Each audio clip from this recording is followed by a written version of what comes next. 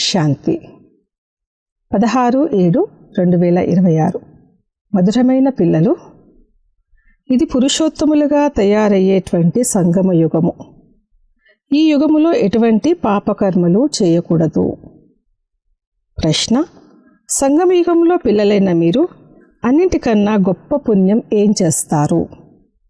జవాబు: స్వయాన్ని తండ్రికి అర్పించడం, అనగా సంపూర్ణ స్వాహ అవ్వడము. ఇది అన్నిటికన్నా గొప్ప పుణ్యము. సంపూర్ణ స్వాహ అవ్వడము ఇది అన్నిటికన్నా గొప్ప పుణ్యము. ఇప్పుడు మీరు మమకారాన్ని తొలగించుకుంటారు. పిల్లలు, ఇల్లు, వాకిళ్ళు అన్నింటినీ మర్చిపోతారు. ఇదే మీ వ్రతము. మీరు మరణించినట్లయితే మీకు సంబంధించినంత వరకు ఈ ప్రపంచం మరణించినట్లే. మీరు మరణిస్తే మీకు సంబంధించినంత వరకు ఈ ప్రపంచం మరణించినట్లే. ఇప్పుడు మీరు వికారీ సంబంధాల నుండి ముక్తులుగా అవుతారు. పాట: దీపపు పురుగులు ఎందుకు కాలిపోవు? ఓం శాంతి. భక్తిలో తండ్రికి ఈ విధంగా మహిమ చేస్తారు. ఇది దీపం కోసము దీప పురుగులు చేసేటువంటి మహిమ. తండ్రి వచ్చినప్పుడు జీవించి ఉండగానే వారికి చెందిన వారిగా ఎందుకు అవ్వకూడదు? జీవించి ఉంటూనే వారికి చెందిన వారిగా ఎందుకు కాకూడదు? జీవిస్తూ మరణించడం అంటేనే దత్తతగా తీసుకోబడడం అని అర్థం. ఇంతకుముందు మీరు ఆసురీ పరివారానికి చెందిన వారిగా ఉండేవారు. ఇప్పుడు మీరు ఈశ్వరీయ పరివారానికి చెందిన వారిగా అయ్యారు. జీవించి ఉండగానే ఈశ్వరుడు వచ్చి మిమ్మల్ని దత్తత తీసుకున్నారు. దానినే శరణాగతి అనడం జరుగుతుంది. నేను మీ శరణులోకి వచ్చాను అని పాడుతారు కూడా కదా. ఎప్పుడైతే ప్రభు వచ్చి వారి శక్తిని చూపిస్తారో, సత్తాను చూపిస్తారో, అప్పుడే వారి శరణు లభిస్తుంది. వారే సర్వశక్తివంతుడు కదా. తప్పకుండా వారిలో ఆకర్షణ కూడా ఉంది కదా. అన్నింటినీ విడిపిస్తారు. సర్వశక్తివంతుడు, వారిలో ఆకర్షణ ఉంది, అన్నింటి నుంచి విడిపిస్తారు. ఎవరైతే నిజంగా తండ్రికి కుమారులుగా మరియు కుమార్తెలుగా అవుతారో వారు ఆసురీ సంప్రదాయ సంబంధాలతో విసిగిపోతారు. బాబా, ఈ సంబంధాలు ఎప్పుడు దూరం అవుతాయి అని అడుగుతారు. ఇక్కడైతే ఈ పాత సంబంధాలనైతే మర్చిపోవలసి ఉంటుంది. ఆత్మదేహం నుండి వేరైనప్పుడు బంధనాలన్నీ సమాప్తమవుతాయి. ఆత్మ దేహం నుంచి వేరవ్వగానే బంధనాలు సమాప్తం. అందరికీ మృత్యు ఉంటుందని మరియు ఇవన్నీ వికారీ బంధనాలన్నీ ఈ సమయంలో మీకు తెలుసు. ఇప్పుడు పిల్లలు నిర్వికారి సంబంధాలని కోరుకుంటున్నారు. ఇంతకుముందు నిర్వికారి సంబంధాల్లో ఉండేవారు, తర్వాత వికారి సంబంధాల్లోకి వచ్చారు. మళ్ళీ మనకు నిర్వికారి సంబంధాలు ఉంటాయి. ఈ విషయాలు ఇంకెవరి బుద్ధిలో ఉండవు. మనము ఆసురీ బంధనాల నుంచి ముక్తులై నిర్వికారి సంబంధంలోకి వెళ్ళేందుకు పురుషార్థం చేస్తున్నామని తెలుసు. ఒక్క తండ్రితో యోగం జోడించడం జరుగుతుంది. అటువైపు ఒక రావణుడు ఉన్నాడు, ఇటువైపు ఒక రాముడు ఉన్నారు. ఈ విషయాలు ప్రపంచానికి తెలియవు. రామరాజ్యం కావాలని అంటారు, కానీ ప్రపంచమంతా రావణ రాజ్యంలోనే ఉంది. ఇది ఎవరూ అర్థం చేసుకోరు. రామరాజ్యంలోనైతే పవిత్రత, సుఖము, శాంతి ఉండేవి. అవి ఇప్పుడు లేవు. కానీ వారు ఏదైతే చెప్తున్నారో దాన్ని అనుభూతి చెయ్యరు. ఈ ఆత్మలందరూ సీతలని అంటూ ఉంటారు. ఇది ఒక్క సీత విషయం కాదు, అలాగే ఒక్క అర్జునుడు లేక ద్రౌపది విషయము కాదు. ఇది అనేకుల విషయం. ఉదాహరణకి ఒక్కరిని చూపిస్తారు. మీరంతా అర్జునుడి వలె ఉన్నారని మీకు కూడా చెప్పడం జరుగుతుంది. మీరంటారు, అర్జునుడే ఈ భగీరథుడు అయ్యారు. తండ్రి అంటారు, నేను ఈ సాధారణ వృద్ధ తనువును రథంగా తీసుకున్నాను. వారేమో చిత్రాలలో గుర్రాల రథాన్ని చూపించారు. దీనిని అజ్ఞానమని అంటారు. ఈ శాస్త్రాలు మొదలైనవన్నీ భక్తి మార్గానికి చెందినవని పిల్లలు అర్థం చేసుకుంటారు. 7 రోజులు అర్థం చేసుకోవాల్సిన కోర్సు తీసుకున్నంత వరకు ఈ విషయాలు ఎవ్వరూ అర్థం చేసుకోరు. భక్తి వేరు, జ్ఞానము, భక్తి మరియు వైరాగ్యం అని అంటారు. వాస్తవానికి సన్యాసుల వైరాగ్యం సత్యమైనదేమీ కాదు. వారు అడవులకి వెళ్ళి తర్వాత వచ్చి పట్టణాల్లో నివసిస్తూ పెద్ద పెద్ద ఇల్లులు కట్టుకుంటారు. మేము ఇల్లు వాకిళ్లను వదిలేశామని కేవలం మాట వరుసకు అంటారు. మీది మొత్తం పాత ప్రపంచంతో వైరాగ్యము. ఇది యథార్థమైన విషయం, అది హద్దు విషయం. అందుకే దాన్ని హఠయోగమని, హద్దు వైరాగ్యమని అంటారు. ఈ పాత ప్రపంచం అయితే ఎప్పుడు సమాప్తం కానున్నదని పిల్లలకైతే తెలుసు. అందుకే తప్పకుండా దీని పట్ల వైరాగ్యం కలగాలి. కొత్త ఇల్లు తయారైతే పాత ఇంటిని పడగొట్టడం జరుగుతుందని బుద్ధి కూడా చెప్తుంది. ఇప్పుడు ఏర్పాట్లు జరుగుతున్నాయని మీకు తెలుసు. కలియుగము తర్వాత మళ్ళీ సత్యయుగము తప్పకుండా వస్తుంది. ఇప్పుడు ఇది పురుషోత్తమ సంగమ యుగము. పురుషోత్తమ మాసం కూడా ఉంటుంది. ఇది పురుషోత్తమ యుగము. పురుషోత్తమ మాసంలో దానపుణ్యాలు మొదలైనవి చేస్తారు. మీరు ఈ పురుషోత్తమ యుగంలో సర్వస్వాన్ని స్వాహ చేస్తారు. ఈ ప్రపంచమంతా స్వాహ అవ్వనున్నదని మీకు తెలుసు. కావున ప్రపంచంలోని సర్వస్వం స్వాహ అయ్యే కన్నా ముందే మనం స్వయాన్ని ఎందుకు స్వాహ చేసుకోకూడదు? ఇలా చేస్తే మీకెంత పుణ్యం లభిస్తుంది. అది హద్దుల్లోని పురుషోత్తమ మాసం, కానీ ఇక్కడున్నది అనంతమైన విషయము. పురుషోత్తమ మాసంలో చాలా కథలు వింటారు, వ్రతాలు, నియమాలు ఆచరిస్తారు. మీదైతే చాలా భారీ వ్రతం. మీకు పిల్లలు, ఇల్లు, వాకిళ్ళు మొదలైనవన్నీ ఉన్నా కానీ మనసులో నుండి మమకారం తొలగిపోతుంది. మీరు మరణించినట్లయితే మీకు సంబంధించినంత వరకు ఈ ప్రపంచం మరణించినట్లే. అంతా సమాప్తమైపోతారని మీకు తెలుసు. మనము పురుషోత్తములుగా అయ్యేందుకనే తండ్రికి చెందిన వారిగా అయ్యాము. సర్వపురుషులలో అనగా మనుషులందరిలోనూ ఉత్తమ పురుషులైన ఈ లక్ష్మీనారాయణులు ఎదురుగా నిలబడి ఉన్నారు. వీరికన్నా ఉత్తమమైన మనుషులు ఇంకెవరు ఉండరు. లక్ష్మీనారాయణులు విశ్వానికి యజమానులుగా ఉండేవారు. మీరు వారి వలె పురుషోత్తములుగా అయ్యేందుకు వచ్చారు. మనుష్యమాతృలందరూ సద్గతిని పొందుతారు. మనుష్యాత్మలు పురుషోత్తములుగా అయినప్పుడు వారు నివసించే స్థానము కూడా ఆ విధంగా ఉత్తమంగా ఉండాలి. ఉదాహరణకు ప్రెసిడెంట్ అందరికన్నా ఉన్నత పదవిలో ఉన్నారు. కావున వారు నివసించేందుకు రాష్ట్రపతి భవన్ లభించింది. అక్కడ ఎంత పెద్ద మెహల్, ఉద్యానవనములు మొదలైనవి ఉన్నాయి.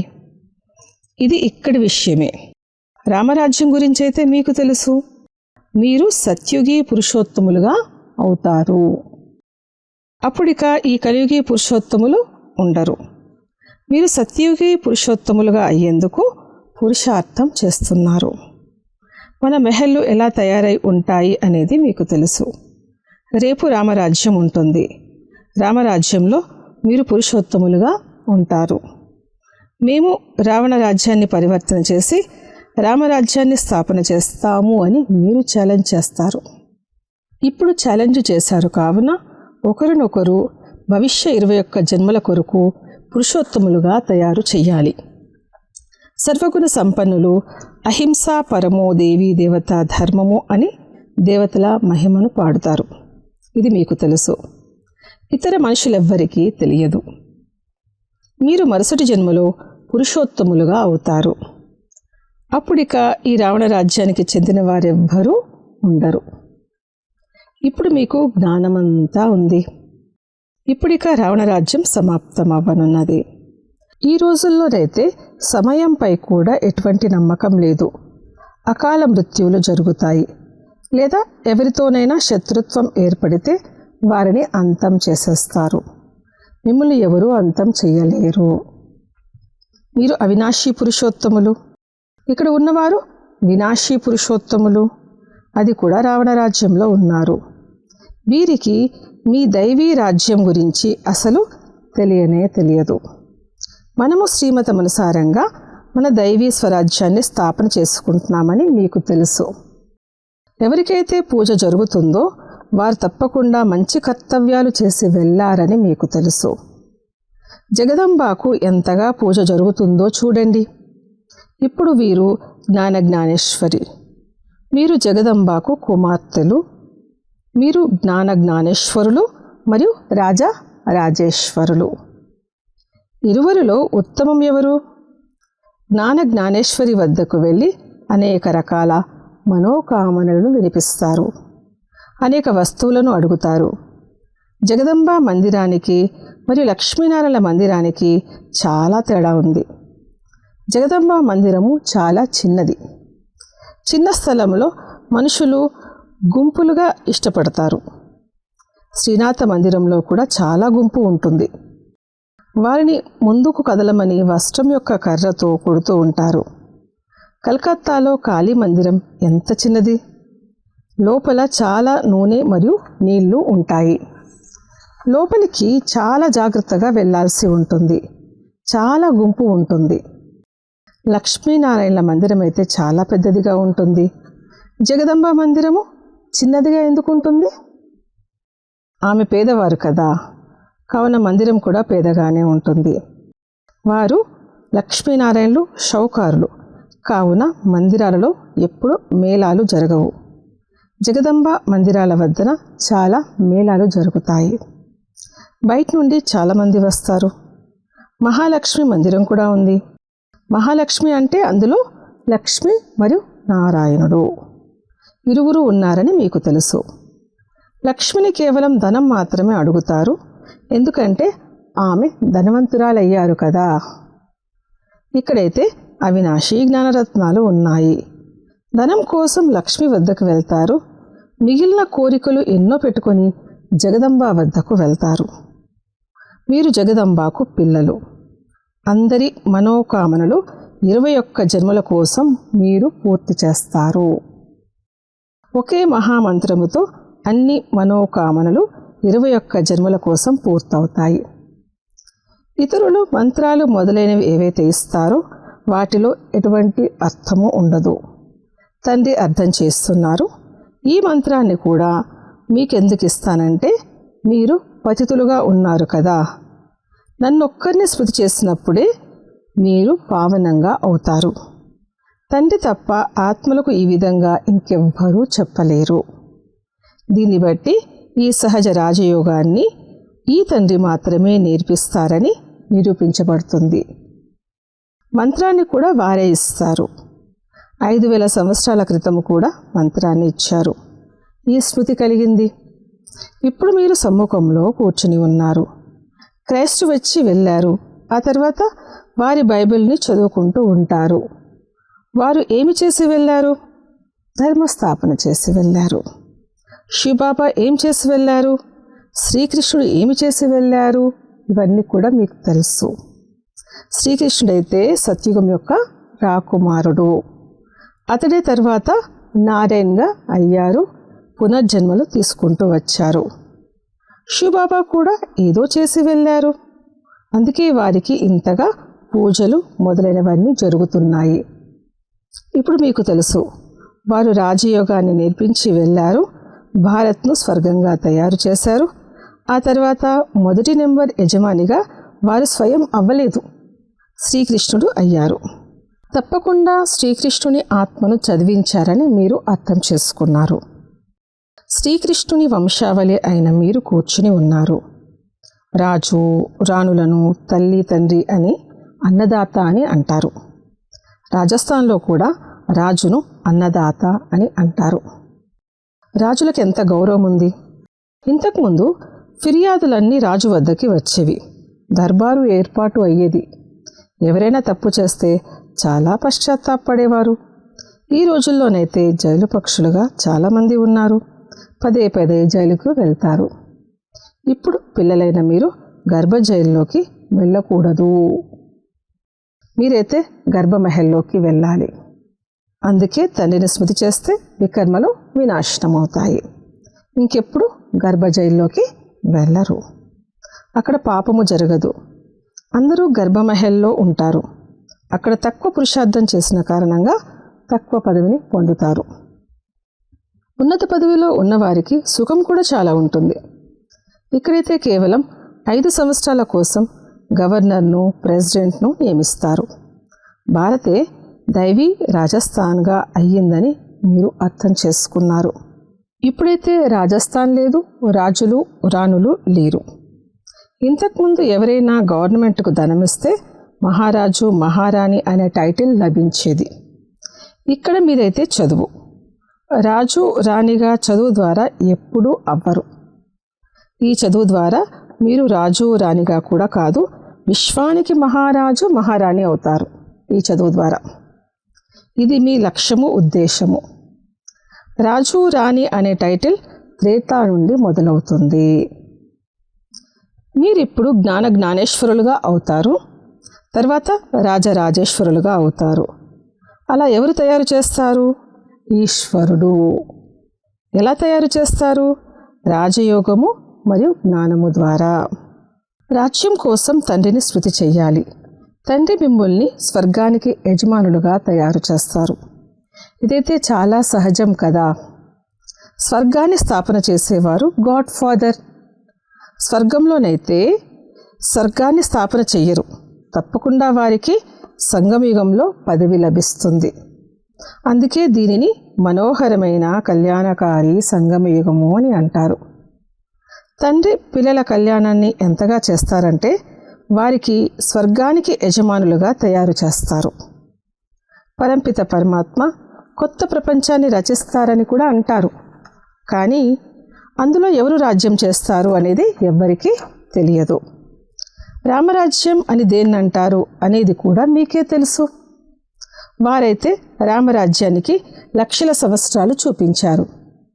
కలియుగానికి 40,000 సంవత్సరాలు చూపించారు. తండ్రి అంటారు, నేను సంగమయుగంలో వస్తాను, వచ్చి బ్రహ్మ ద్వారా విష్ణుపురిని స్థాపన చేస్తాను. సత్యనారాయణ కథ కూడా ఇదే.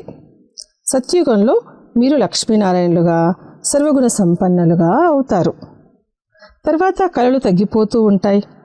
ఎప్పుడైతే స్థాపన జరుగుతుందో అప్పుడు దాన్ని కొత్త వృక్షమని అంటారు. కొత్త ఇల్లు తయారైనప్పుడు కొత్తది అంటారు. మీరు కూడా సత్యుగంలోకి వచ్చినప్పుడు కొత్త రాజధాని ఉంటుంది. తర్వాత కళలు తగ్గిపోతూ ఉంటాయి. స్థాపన ఇక్కడ జరుగుతుంది. ఈ అద్భుతమైన విషయాలు ఎవరి బుద్ధిలోనూ లేవు. కావున తండ్రి అర్థం చేయించారు, ఈ యుగము ఆత్మలందరికీ పురుషోత్తములుగా అయ్యే యుగము. జీవన్ముక్తిని పురుషోత్తములని అంటారు. జీవన బంధనాన్ని పురుషోత్తమము అని అనరాదు. ఈ సమయంలో అందరూ జీవన బంధనంలో ఉన్నారు. తండ్రి వచ్చి అందరినీ జీవన్ముక్తులుగా చేస్తారు. మీరు అర్ధకల్పం జీవన్ముక్తులుగా ఉంటారు. తర్వాత జీవన బంధనంలోకి వస్తారు. ఇది మీరు అర్థం చేసుకుంటారు.